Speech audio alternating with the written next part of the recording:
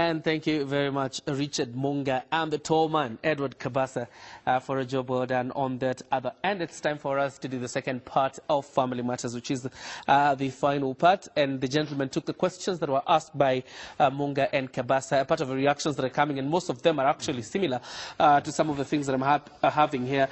So in the interest of time, I will sample several. Somebody says, this is Crispus Washira, says, lust for possession mistaken as ultimate success is the underlying factor chasing after wind. And I think this confirms what Ouma was talking about. Somebody says the recruiters don't come empty-handed. They have incentives commensurate with the needs of the youth. And somebody is also talking about radicalization has stopped targeting the vulnerable and is now focusing on the elite and educated. And I think that was also a point that was mentioned by Chair Kagudi.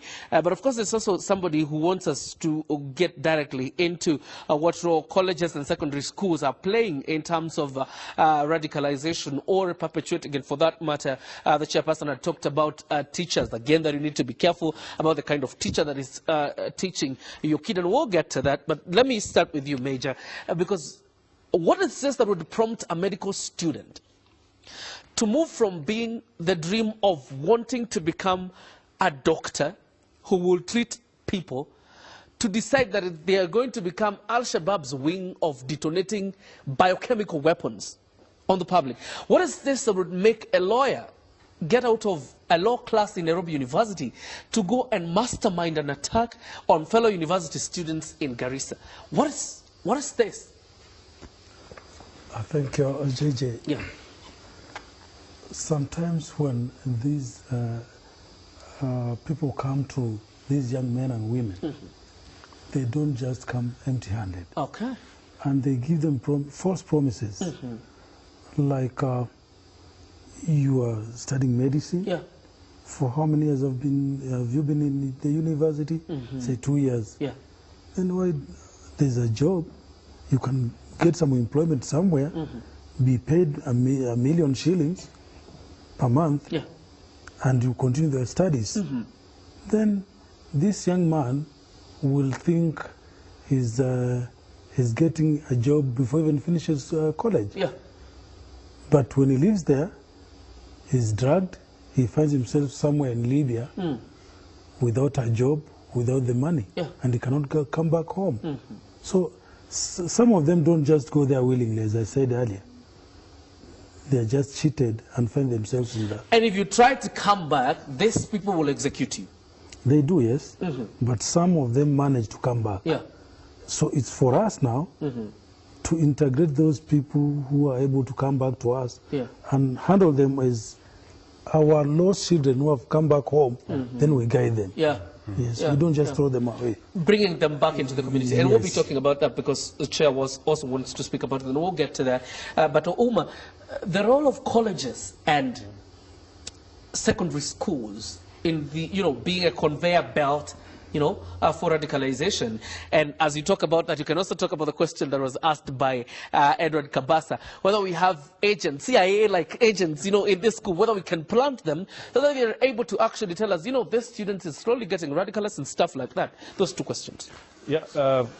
For the question is, I would say that this particular committee, one of its terms of reference is to involve various stakeholders in trying to create awareness on security issues, especially on how you as an individual person, you can take responsibility in terms of your own personal security.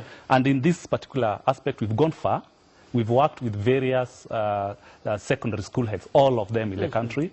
Kenya Secondary School Heads Association, we brought them on board, we've trained them. We've worked with the Kenya primary schools heads, and now we are already engaging private school owners and principals so that they have the capacity and ability to reach those kids. We've also worked with the Kenya Music Festival. We've worked with the Kenya National Drama Festival. These are just avenues that the committee saw are viable for us to penetrate, to be able to reach those young children before they get radicalized. And from this, the songs they create, the plays they act are just meant to train their colleagues on the dangers and the ways that they are being radicalized.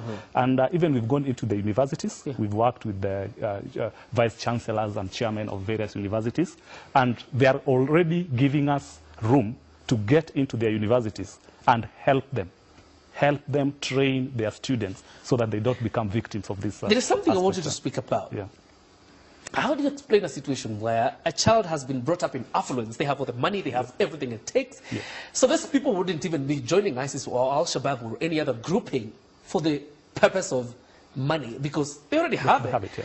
But you're discovering a situation where, or a trajectory where these children who even come from affluent families who are well-doing off are still joining Al-Shabaab. And you know, the million-dollar question that the public is left asking is, why? Okay, so who is the candidate, who is not? Yeah, what we tell our listeners in the process of educating is that these people, they attract from across the people, the ranks. They don't just base their target on the poor or those people who are needy. Yeah. We've found that the trick they use, they try to alter the way they think about money. Yeah. Those people who come from poor families, or those come from the needy families, they are promised money.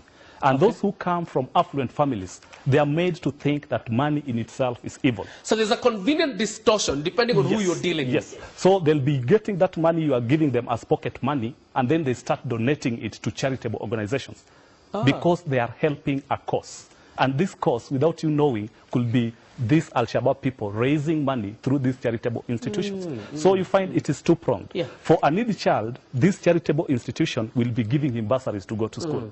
But for a child from an affluent family, you who can afford to take your kid to the best private schools, you give them pocket money, they'll be donating towards that particular charity. Yeah. So in essence, they don't like money in itself. They use that money to advance the cause of terrorism unknowingly. And those are just things that they have crafted so well so that they can be able to capture both the rich and the poor. It's really dangerous. Really dangerous. You and I and the child you left at home, your parents, anybody is a candidate of radicalization. Everybody. Depending on the entry point they decide on. Yeah.